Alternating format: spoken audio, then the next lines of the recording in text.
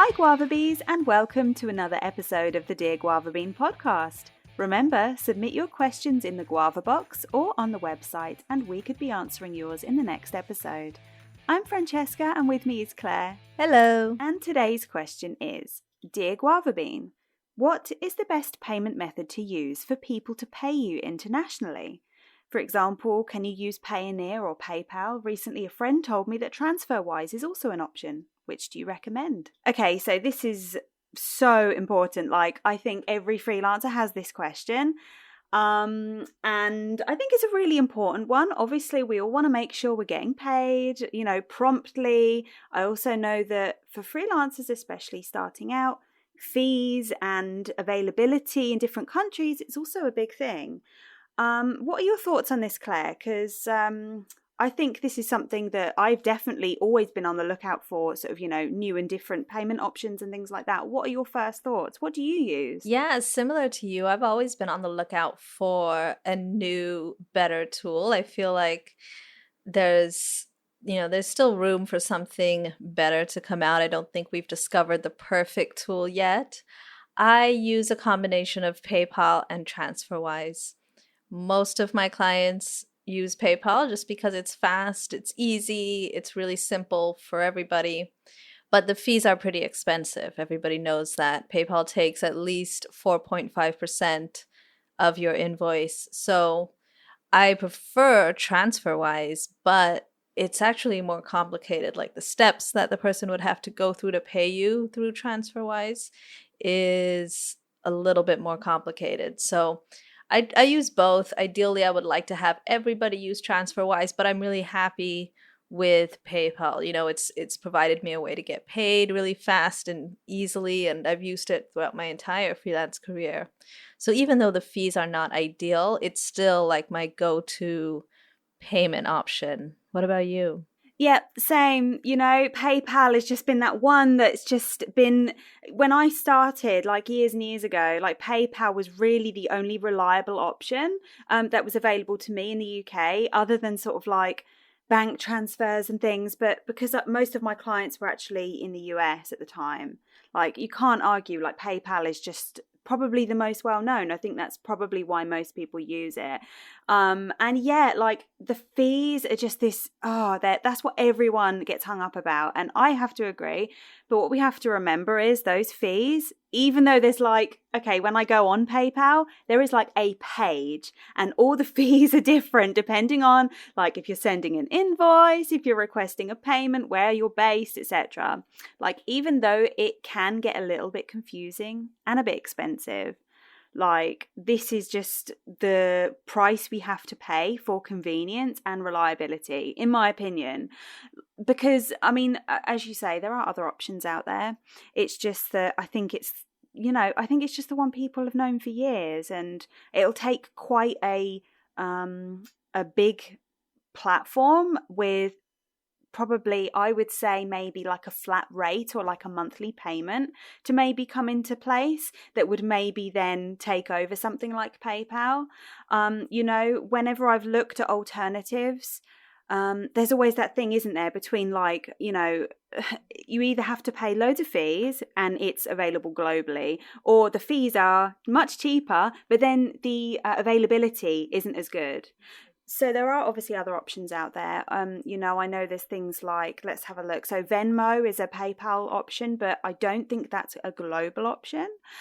Have you ever used Google Pay? Because I do know that they actually allow you to send and receive payments for free.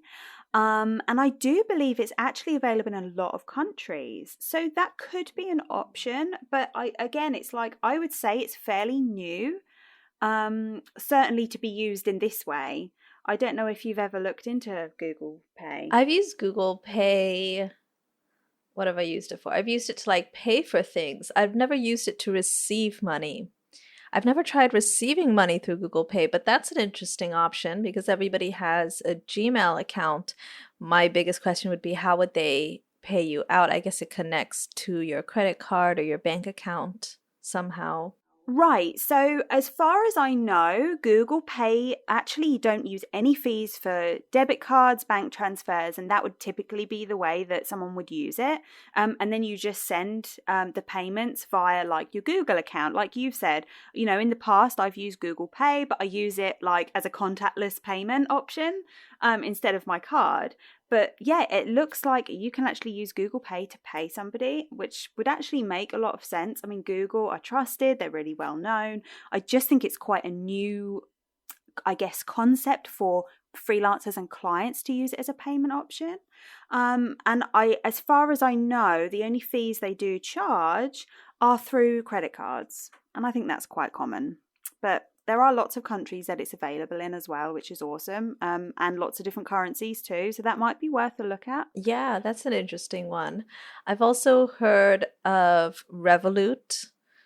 I was working with a freelancer who actually requested that I pay her through Revolut, and so I looked into setting it up, but unfortunately, it's not available in a lot of countries. It's one of those things, like you said, there's always some limitation. And so it's available in the main countries or like the most popular countries, but it's still slowly coming to other countries. And if you really want to get paid internationally, you need a tool that's really international. If it's going to be difficult for clients to pay you, I mean, you don't want to add on to that extra work. So I always think about from the client's point of view, like what's easiest for them, not just what's best for me, but what's best for them. And PayPal is such, everybody knows it, that people feel comfortable sending money on PayPal. I think when you try to use a new tool, there's also that trust factor with the client. If they've never heard of this tool before, they can be very hesitant to send money through it. I agree with you. And again, like, I feel like we're going to keep coming back to PayPal. And like, I think people are kind of mixed on PayPal. But even if you don't like the fees, like you've said, there's that trust element. It's almost like you have to think, like, especially for sort of new freelancers who are trying to like make their income and gradually build it. It can be quite scary to kind of part with some of your money as part of a fee, and obviously if you're receiving a payment and then have to transfer it into a different currency, that incurs a fee as well, because obviously you're changing the currency and things like that. But then, is it really worth it if you try and think about it like this?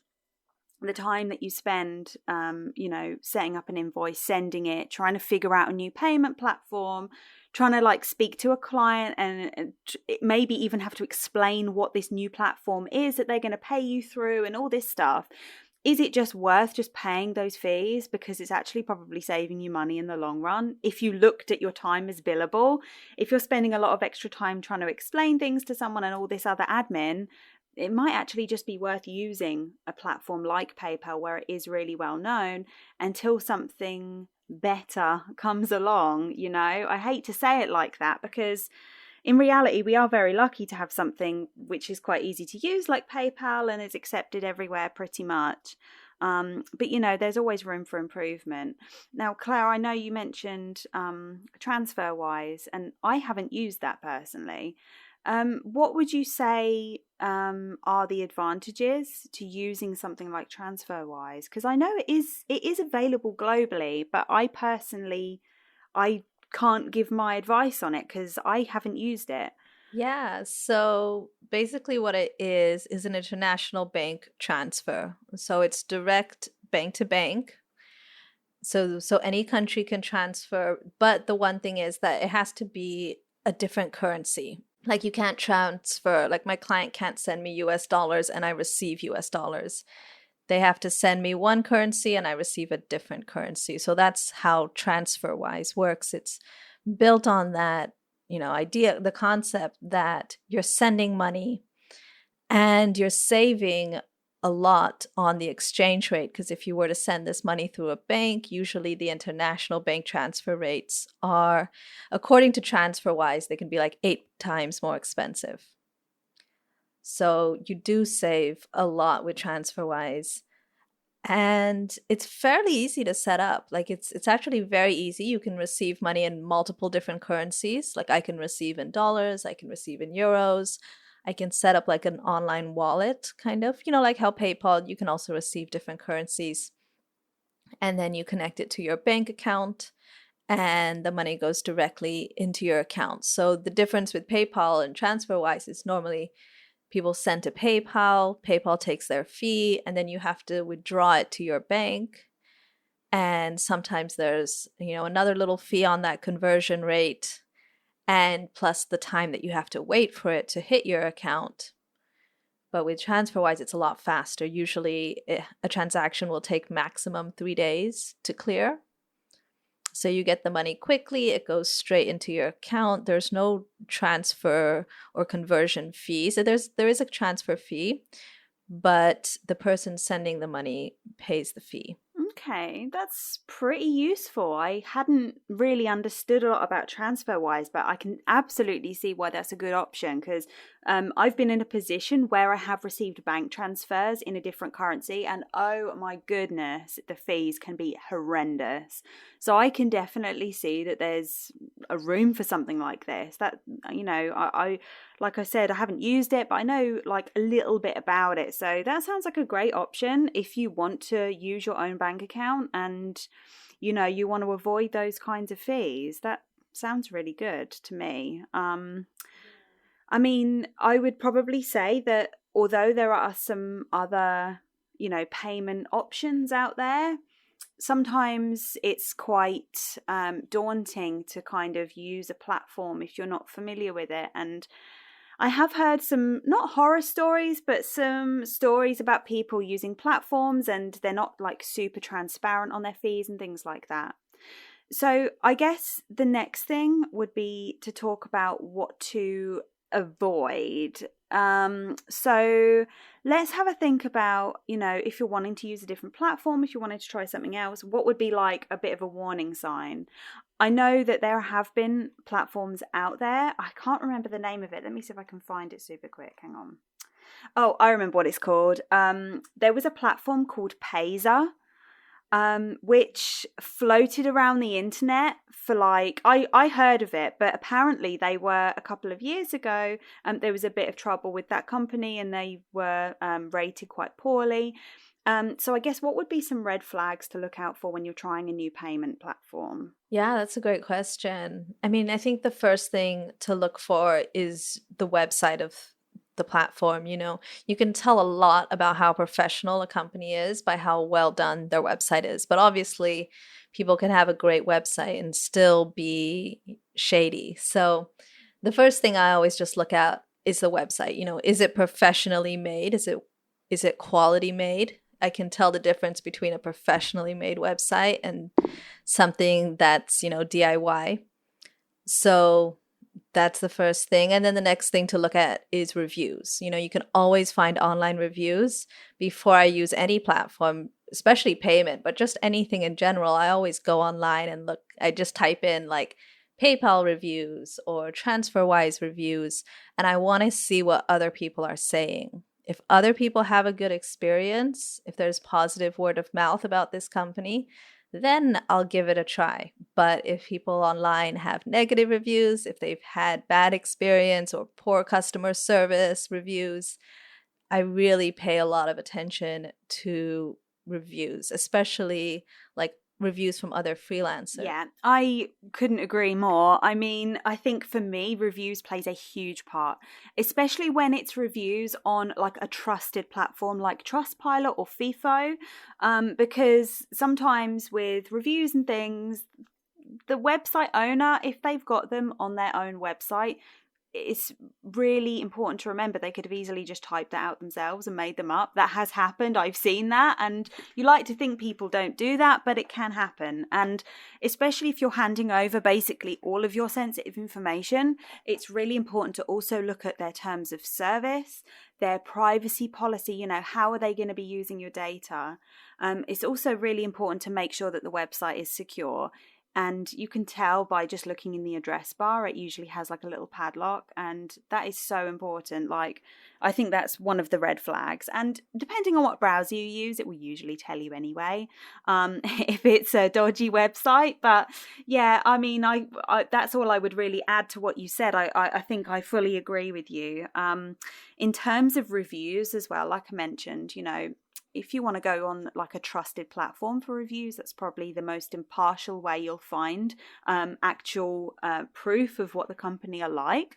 But I would also just watch out for a couple things, because sometimes with reviews, I find that if someone's had like a personal, specific to them grievance with the company, and it isn't necessarily like saying that the company is bad or like what they offer is bad, but it's something that they personally had a trouble with, they might leave like a 1-star review, and you can get a bit swayed by those kinds of reviews. But you have to kind of not always take every single review as like gospel, if that makes sense, because some people, if anyone can leave a review, they might leave a review because they just had like a bad customer service experience because their problem wasn't able to be solved, but it doesn't necessarily mean that the company is bad or shady. So if they've got an overall bad review, then that's totally understandable why you'd want to steer clear. But just try and look at overall reviews as well, I would say. And definitely, and one more thing is obviously not just review websites, but like you mentioned, Claire, like speaking to other freelancers is so important, because you can speak to people in, groups, like the Guava Bean group, for example, where, you're speaking to actual other freelancers who may have used these platforms. And so you can get a really good first-hand feel of how the platforms work that might not necessarily be written on a review, or might not necessarily be obvious unless you speak to someone about it. So that's always really valuable as well, I would say. Yeah, I like your point about the reviews, because it is true. Like, if you were to look at PayPal reviews, I'm sure even though there's a lot of positive reviews, there's going to be a ton of negative. So you can't just look at only negative. You have to look at both the positive and the negative reviews, and then decide if it fits what you're looking for. With Payoneer, there was, I think in this question, they mentioned Payoneer. I've actually used that website. I set up an account, I got a card. Payoneer gives you like a card that you can use. I found that to be actually really well. I didn't use it. I didn't end up using it. I didn't receive any money. It just ended up being complicated and difficult. And overall, I did not like the experience, like the user experience of it. It didn't feel like a trustworthy website, which I know is not fair to say because they do a lot of transactions and they are trustworthy.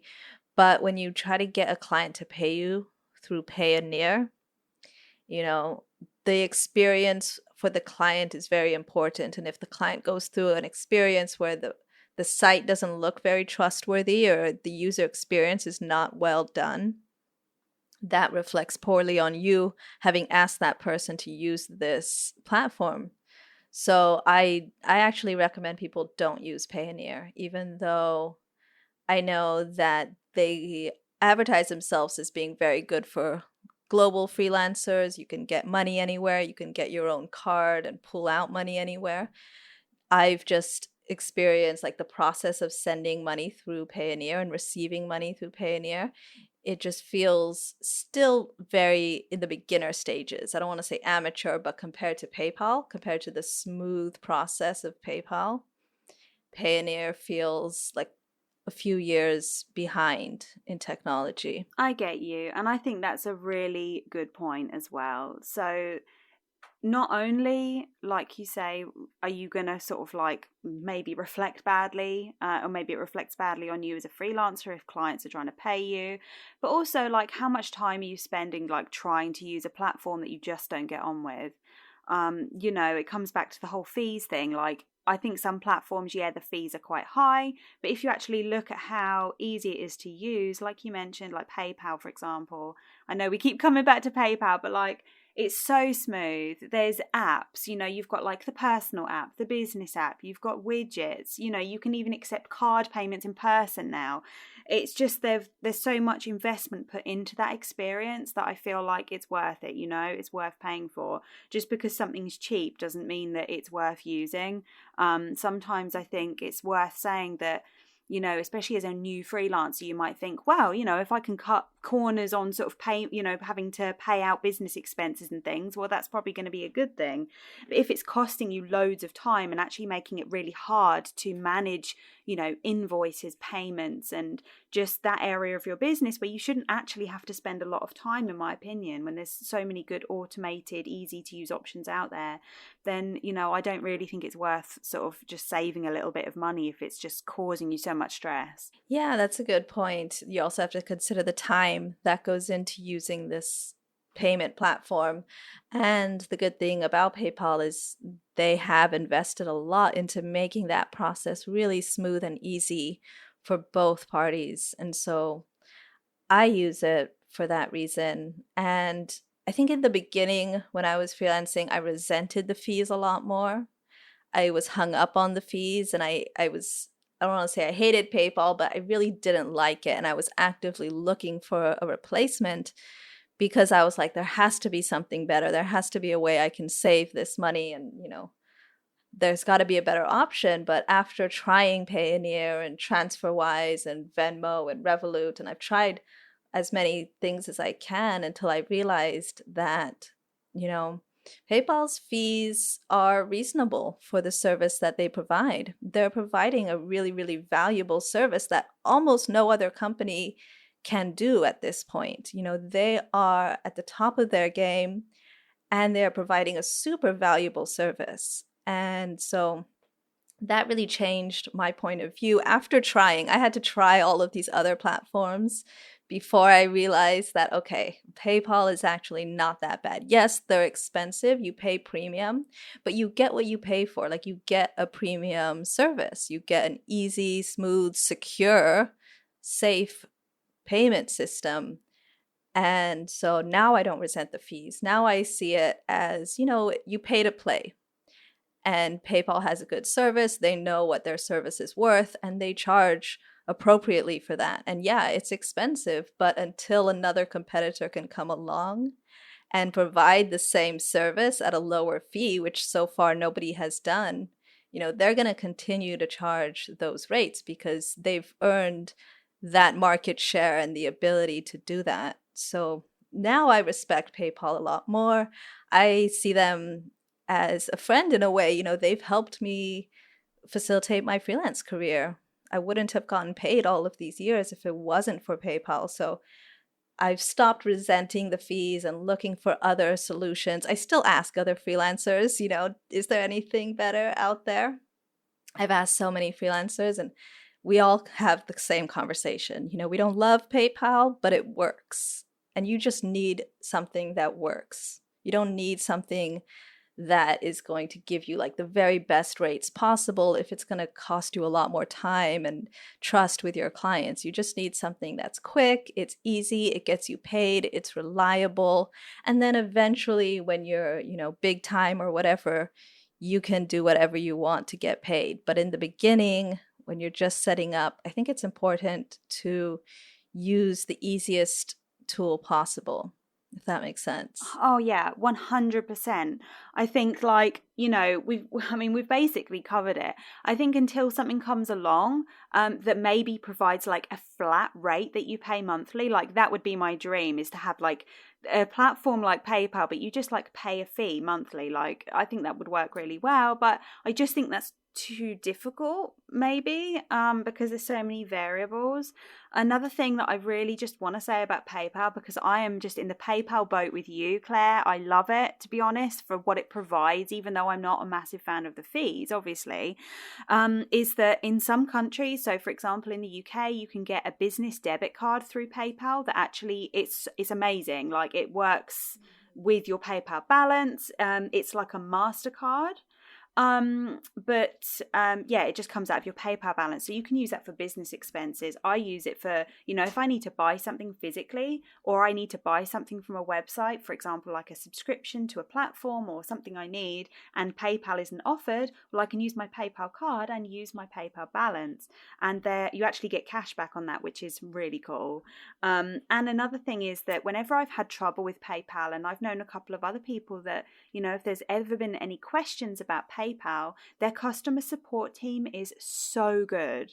Like the experience with talking to them, they just make it so easy. And I don't think that you can really say more than that. I think that's such an important part of using a platform is, can they support you if something does go wrong? And I think PayPal really deliver on that, which again is why I'm not really worried about finding another platform that's cheaper at this point. If you're a freelancer that maybe, definitely if you're a new freelancer and you're doing what's called active work, so you're doing work for clients and you're sort of charging however much you work, then PayPal is great. I think maybe if you then moved on to like getting a passive income as a freelancer later down the line, there are other options like maybe Stripe or something like that, which is like card processing, and maybe that would be a better option. But I can't think of anything better for most freelancers than PayPal, if I'm totally honest with you. Yeah, I think Transferwise is a better option, but it's a more complicated option. You have to have someone who's willing to set it up, because I've gone through the process and you need to put in a lot of information. You need to verify a ton of stuff. It's definitely not as quick and easy as PayPal, but the fees, like if you're concerned about the fees and if you have a client who's willing to use Transferwise, that is also, an alternative. I think that is the number one alternative to PayPal right now. Awesome. Okay, let me think if there's anything else, but I think I feel like we've covered this, and I think we've just kind of circled back to PayPal like we were talking about and TransferWise. Yeah, exactly. So this person's question was that it included that their friend mentioned TransferWise. So it's good that I think we've been able to give some good information on that, because I personally haven't used it. But if you sing its praises, then that's, a great suggestion. Yeah, I've gotten paid through it. It's so nice and easy. It's nice to have the money go straight to your bank and not have to go through PayPal. But I do want to say about the PayPal fees that if this is something that bothers you, I think freelancers are within their rights to require or just to ask the client to add on the PayPal fee to their invoice. I think if you're working with a reasonable client and you just say, hey, PayPal takes 4.5%, can I add this onto my invoice? I think most people would be really comfortable with that. And I know some freelancers who don't even ask, like they just put it on their contract and it's just like automatic. You pay if you want to pay through PayPal, you have to cover the fees. And I know, like for Guava Bean, for example, I tell all the freelancers, because I know what it's like being a freelancer, having PayPal take that money. It sucks sometimes when you're working on an hourly rate, and sometimes the money that they take is like 2-3 hours work. And you're like, I'm not getting paid for that. So I don't like to see that happen to people. That's why I always tell people, like, you can add in your PayPal fees to your invoice. Don't hesitate to do that. I'm always comfortable paying the PayPal fees because I don't think that should actually come out of the freelancer's salary. Like if it does, I understand, because I've been a freelancer and that's the price you pay for using that service. But if you work with a client who's understanding and if you have a conversation with them up front, you can get all the benefits of PayPal without any of the costs. Like you can have the client cover those costs, or you can split the cost, do something like that. There's a lot of different ways to use PayPal and not have it be a drag. We hope you enjoyed listening to the Dear Guava Bean podcast. Don't forget to subscribe and follow Guava Bean on YouTube, Instagram, Facebook, and Twitter for updates and new episodes. As always, our goal is to empower you with the information, inspiration, and direction you need to achieve financial freedom through online work. For more content like this, join us in the Guava Bean Freelancer Toolbox. Just go to guavabean.com to start your free trial now. Thanks for listening and supporting the podcast. See you in the next episode.